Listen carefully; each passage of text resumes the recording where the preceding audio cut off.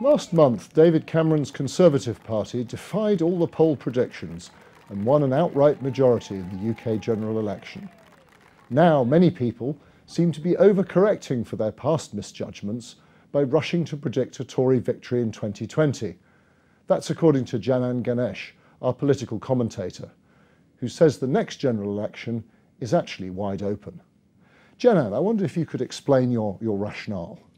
Well, as recently as 5 weeks ago, people were absolutely convinced of one thing, which is that whatever the election result was, it would not be a majority for the Conservatives. It ended up being a majority for the Conservatives.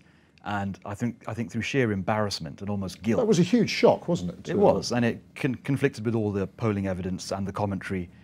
But I think through a combination of guilt and embarrassment, a lot of us in the political class have gone to the opposite extreme, which is now ruling out Labour's chances in 5 years' time in the 2020 general election.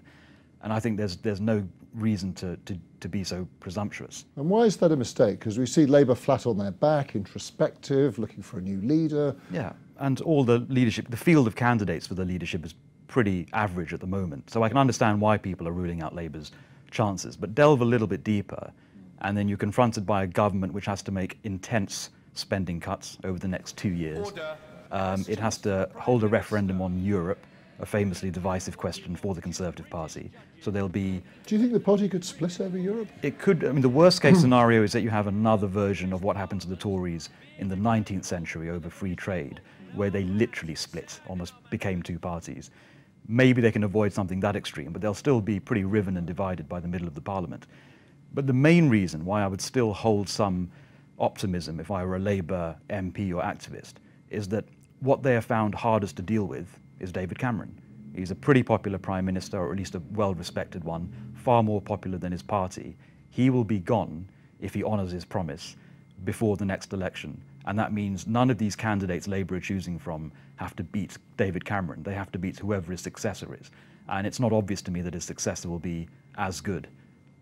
That Cameron promise to step down was slightly odd, wasn't it? It came out in a BBC interview, I seem to remember. The way it came out was odd. It was an unprovoked line in an interview back in March or April. But I don't think the content of it was particularly unusual. I think everyone assumed that he wouldn't contest a third election. He's not monomaniacally political. I think he's looking forward to life outside when he eventually gets to enjoy it. So I wasn't surprised that he was ruling out standing in 2020. You don't think he might reconsider, Janan, if he's looking at another majority in 2020? Yeah, people have suggested this, that he'll find a way of rowing back on the commitment. I can't see that happening at all. People who cling to hang on to the premiership are those who are absolutely committed to politics, and he just isn't. You know, he's got a pretty rich family life and friends and a preference for the countryside over central London and all sorts of reasons why he might choose his hinterland over his profession once he has done 7, 8, 9 years as Prime Minister. I think there's no chance of him going back on that commitment. And you think any future Conservative leader would be easier for Labour to beat? Almost certainly. Again, the whole column I wrote this week was against certainty. So I'm holding, it's quite possible the Conservatives find someone who is as good, if not better, than David Cameron. But you'd have to say that's pretty unlikely.